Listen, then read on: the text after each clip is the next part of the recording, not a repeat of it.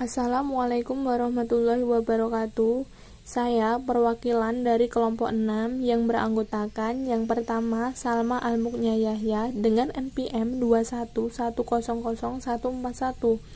yang kedua Yanuar Dwi Suryo Prayitno dengan NPM 211000145, yang ketiga Ramadhani Noviana Yogiwardani dengan NPM 211000146, yang keempat Fikri Al-Aziz dengan NPM 211000147, yang kelima Sarmi Handayani dengan NPM 211000166.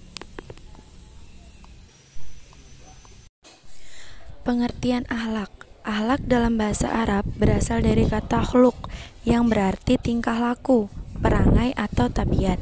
Secara terminologi, akhlak adalah tingkah laku seseorang yang didorong oleh suatu keinginan secara mendasar untuk melakukan suatu perbuatan. Sedangkan menurut Imam Al-Ghazali, akhlak merupakan tingkah laku yang melekat pada diri seseorang yang dapat memicu perbuatan baik tanpa mempertimbangkan pikiran terlebih dahulu.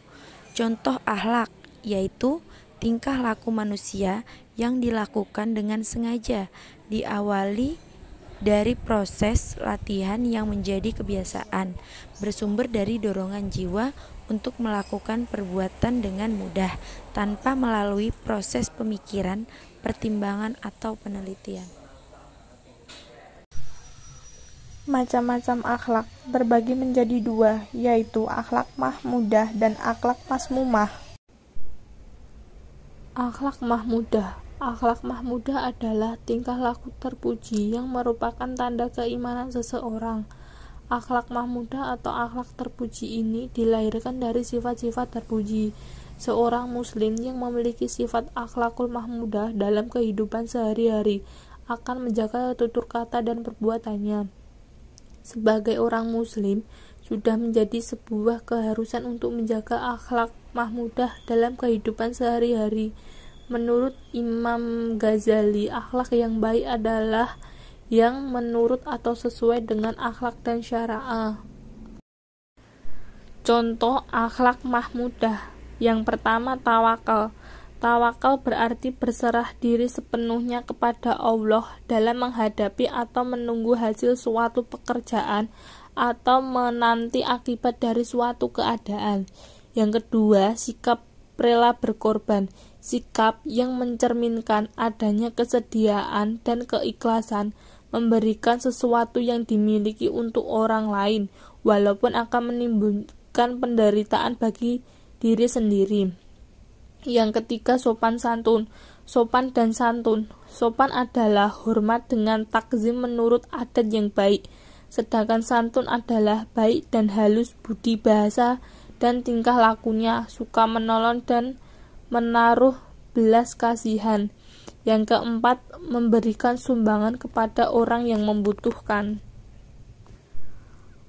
Akhlak masmumah. Akhlak masmumah adalah tingkah laku yang tercela, salah satu tindakan buruk yang harus dihindari setiap manusia.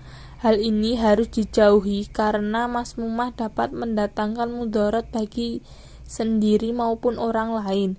Menurut Imam Ghazali, akhlak yang tercela ini dikenal dengan sifat-sifat muhlikat, yakni segala tingkah laku manusia yang dapat membawanya kepada kebinasaan dan kehancuran diri, yang tentu saja tentangan dengan fitnahnya untuk selalu mengaruh kepada kebaikan. Contoh akhlak masmumah. Yang pertama, aniaya. Aniaya adalah perbuatan yang melampaui batas terhadap jiwa, harta, atau kehormatan orang lain dan menentang terhadap kebenaran. Yang kedua, ghibah. Ghibah adalah perbuatan membicarakan aib atau keburukan orang lain. Yang ketiga, sombong. Sombong adalah menolak kebenaran dan merendahkan manusia. Yang keempat, takabur. Takabur, sikap mental dan perbuatan yang merasa dirinya lebih besar, lebih tinggi, lebih pandai, atau lebih segalanya, dan memandang orang yang lebih rendah. Sungguh Allah tidak menyukai orang yang sombong dan membanggakan diri. Sebagai orang muslim, sudah seharusnya kita menghindari akhlak tercela. Akhlak dalam bidang ekonomi. Ekonomi Islam merupakan ilmu yang mempelajari perilaku ekonomi manusia yang perilakunya diatur berdasarkan aturan agama Islam dan didasari dengan tauhid sebagaimana dirangkum dalam rukun iman dan rukun Islam. Akhlak berekonomi dalam Islam dimanifestasikan dengan cara menerapkan zakat, melarang riba, tidak menipu, dan amanah. Islam mendorong umatnya untuk melakukan berbagai aktivitas ekonomi dengan landasan akhlak, sehingga setiap aktivitas ekonominya bernafaskan ilahiyah dengan tujuan agar upaya mencapai kepentingan dunia tidak berjalan liar. Namun sebaliknya, dilakukan dengan batasan wajar dan menghormati hak orang lain. Seperti yang tercantum dalam ayat yang artinya, Allah telah menghalalkan jual beli dan mengharamkan riba. Quran Surat Al-Baqarah ayat 275. Akhlak dalam konsumsi makanan adalah mengkonsumsi makanan dan minuman sesungguhnya tidak hanya memindahkan makanan dari mulut ke perut. Apabila dilakukan dengan benar juga merupakan ibadah tanda syukur kepada Allah dan untuk menjaga kesehatan yang baik. Demikian pula dalam masalah konsumsi, Islam mengatur bagaimana manusia dapat melakukan kegiatan konsumsi yang membawa manusia berguna bagi kemaslahatan hidupnya. Seluruh aturan Islam mengenai aktivitas konsumsi terdapat dalam Al-Quran dan Sunnah. Imam Syatibi menggunakan istilah masalah yang makanannya lebih luas dari sekedar utility atau kepuasan dalam terminologi ekonomi konvensional. Dalam memberikan petunjuk berupa arahan-arahan positif dalam mengkonsumsi makanan dalam kehidupan sehari-hari, yaitu seorang muslim harus memperhatikan kehalalan makanan yang sudah disebutkan oleh hadis riwayat Bukhari dan Muslim. Quran Surat Al-Ma'idah ayat 88, Quran Surat An-Nahl ayat 144. 2. Muslim harus peka terhadap sesuatu yang dilarang dalam Islam. Quran Surat Al-Baqarah ayat 173, Quran Surat Al-Ma'idah ayat 3. A. Bangkai. B. Darah. C. Binatang yang disembelih bukan atas nama Allah. 3. Pembatasan dalam hal kuantitas atau ukuran konsumsi dalam Quran Surat Al-Furqan ayat 67. Islam mengarahkan umatnya untuk memiliki perilaku konsumsi yang baik. 1. Tidak berlebihan. 2. Memilih makanan yang berkualitas. Halo, nama saya Anwar Dwi Suryo Prayitno, kelas 04 Fakultas Hukum Universitas Slamet Riyadi Surakarta, kelompok 16 Mapel PAI.